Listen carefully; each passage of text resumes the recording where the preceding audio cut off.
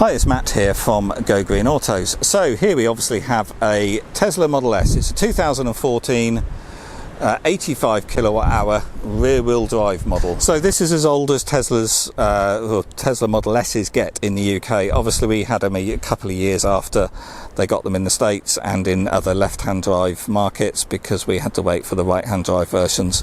So this is now 7 years old, and it's done 94,000 miles or so. We'll look at that in a minute.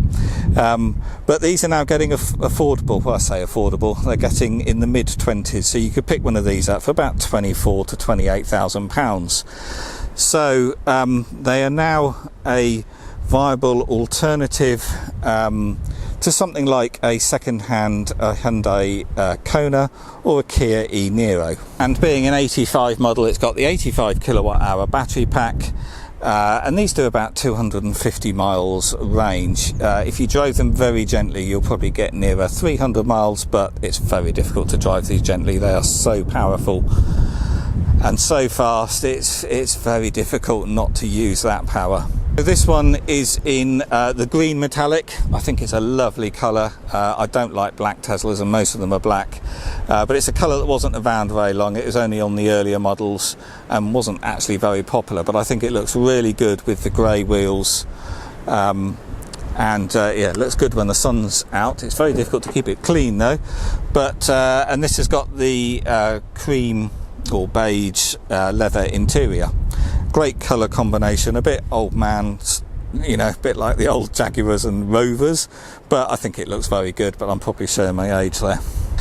And yeah, if I get in here, we can see the mileage is 94,772 miles. So as I said, I'm going to keep this one for a little while and drive it and use it and get used to how these things work. Obviously I've retailed a few Teslas, but I've never owned one as my own vehicle, so I've never driven one long enough to really get used to all the tech and to get used to supercharging. I've never actually used a Tesla supercharger until this weekend, because I've never needed to.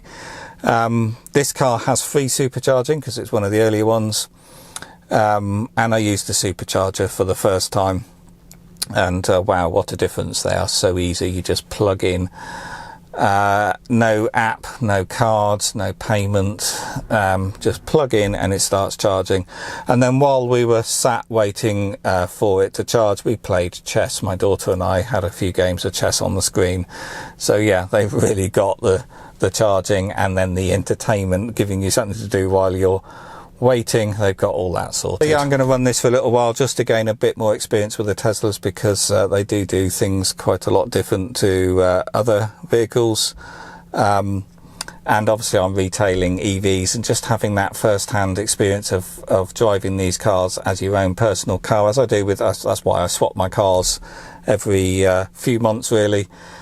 Just to get that experience of all the different vehicles that I'm retailing. So with this one, it's had the new 64 gig memory put in it, because these earlier 8 gig ones are needing replacing now because they're running out of storage space. So that's been done. I'm also getting the CCS charger upgrade fitted. That's getting done in about a week's time, so I will hopefully make a video on that. And so yeah, the purpose of this video really is just to ask what you want to see. I can make some videos on this car. I know there's loads of Tesla videos out there on YouTube. Everyone's done masses and masses of Tesla videos. But what I'm really looking at is older Teslas and whether they are a viable option for someone looking for a long-range EV. And obviously UK oriented content. So if there's anything you want to know about older Tesla Model S's, and in particular this one, let me know in the comments below, and let me know what you would want me to film and make videos on. One thing I've noticed already, coming from the MG ZS EV to this, is how low it is. And I'm at an age now where I grunt every time I get in this car. yeah, so I do miss the height of the sort of mini SUV style, but when you're in this, God, it's such a nice car to drive. It's particularly on the motorway, it just eats the miles up. Obviously hugely powerful. It's so easy to go way over the speed limit, but it's just so comfortable on A roads and motorways. On the B roads and the rural roads, like I'm in rural Oxfordshire here, as you can see, if I get rid of that, in the middle of fields, and on these little B roads, this car is wide and you're in the potholes, and if you pass something coming the other way, it can be a bit tricky sometimes.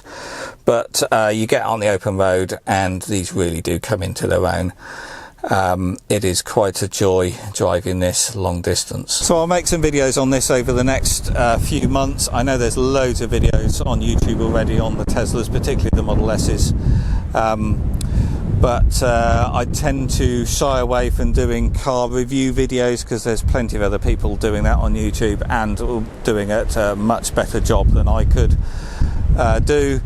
So yeah, I'll be quite specific on different areas, but what I really want to look at with this one is have a look at what it's like running an older Model S, particularly at sort of 100,000 miles, and also coming out of warranty, what the risks are, what repair costs are like, what common sort of failures are.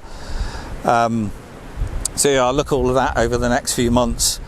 But if there's anything specifically you want to know about these Model S's, then yeah, let me know in the comments below, and I'll try to make some videos on that. I know build quality is a big issue. There's this general perception that Teslas are poor build quality. The interior of this is completely rattle free. I've had a few of these now with the same sort of mileage. They've all been the same. But yet you'd expect at this sort of age and 100,000 miles for it to be a little bit rattly and suspension to be a little bit rattly, but no, I just don't see it on these. Yeah, true, panel alignment, panel gaps, and the sort of trim at the top of the doors often doesn't line up, but that's about it. The general fit and finish is pretty good on this, considering this is the first vehicle ever made, and this is the first generation of them as well. It's quite impressive. So anyway, I'm going to look at all that. So yeah, more videos coming in the future.